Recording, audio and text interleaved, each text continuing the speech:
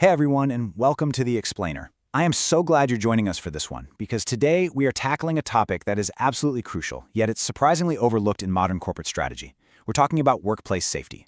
But honestly, we're not going to talk about it the way you might expect. Today, our goal is to urgently shift how we look at safety. We're moving it away from being just this annoying administrative checkbox that you sign off on once a year and reframing it as a strategic, non-negotiable leadership mandate. Seriously, if you lead people in any capacity, this explainer is going to fundamentally change how you view your responsibilities. Okay, so here's our game plan for today. We'll start with the Malviya Nagar wake-up call, then move into paper policies versus active practice, map out the strategic safety playbook, and wrap up with safety as leadership development. Let's just jump right in. Section 1. The Malviya Nagar wake-up call. A tragic catalyst for change. To really understand why we desperately need a cultural shift here, we have to face a pretty sobering reality. 21. Take a second to let that number sink in. That is the number of lives lost in the completely devastating Malviya Nagar hotel fire in Delhi. It's a heavy, heavy number. And a tragedy of this magnitude isn't just another news headline that you scroll past on your phone. It is a massive, profound wake-up call for every single HR professional, founder, and people manager out there. Because here's the really terrifying truth about this. Workplace risks don't just explode out of nowhere in a single afternoon. They build up quietly. They accumulate in the shadows, through all those tiny ignored gaps and little oversights. The disaster in Delhi wasn't just some freak accident or an unfortunate fire. It was a total systemic failure.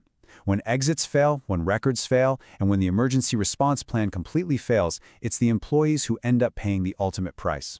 So how do these silent dangers actually build up? Well, reports from the incident point to a very specific pattern of systemic risks. We're talking about unsafe expansion, incredibly weak controls, and just a severe lack of preparedness. In your everyday office setting, this hides in plain sight. It looks like blocked exits, poorly trained staff, missing signage, or hidden electrical risks. And look, you don't need to be running a heavy manufacturing plant to harbor deadly fire risks. A regular small office, a guest house, or a training center can literally transform into a crisis zone in minutes if these vulnerabilities are ignored. All right, moving on to Section 2. Paper policies versus active practice, the illusion of safety. We have to ask, where are companies going so wrong here? The harsh truth is that a lot of firms still treat fire safety as just a facilities chore, like changing a light bulb. They don't treat it as a critical people priority. And that creates a huge vulnerability in corporate culture that I like to call the illusion of safety. So many workplaces genuinely believe they're totally safe just because they have the paperwork that says so. But let's be real, safety on paper is drastically different from safety in practice. A thick, dusty policy file sitting on a manager's desk, that doesn't save lives. A loud working alarm does. A beautifully framed compliance certificate in the lobby doesn't save lives. A thoroughly trained employee definitely does. And that quarterly email reminder HR sends out, yeah, that won't save anyone. But an active, practiced evacuation drill absolutely will. This whole idea is captured perfectly by Gurmeet Singh, who has 3 decades of strategic leadership experience under his belt. He says, and I quote, "Safety is never only an admin issue. It is a people issue. It is a culture issue. It is a leadership issue." That hits the nail right on the head. HR and senior leadership have to fundamentally own the safety culture. It is not about hoarding policy documents. It's about taking visible, active ownership of the lives of the people working under your roof. Okay, Section 3. The Strategic Safety Playbook. 7 mandates for active preparedness. Let's shift gears from the theory into some actual roll-up-your-sleeves action. We're going to walk through the first 4 mandates of this playbook. Number 1, run mandatory evacuation drills every single quarter. And actually track attendance, exactly like you would for critical compliance training. Number 2, assign emergency floor wardens and backup owners. People need real names attached to these tasks, right? Not vague, someone should do this responsibilities. Number 3, audit your exits, extinguishers, and alarms monthly, and demand physical proof that it was done. And number 4, train everyone. Include emergency response in your onboarding and security briefings. Because honestly, a fire risk doesn't care about your payroll category. Whether someone is your newest hire or a temporary contractor, they need to know exactly what to do. And here are the final 3 mandates. Number 5, keep a real-time, live list of all employees and visitors on site every single day.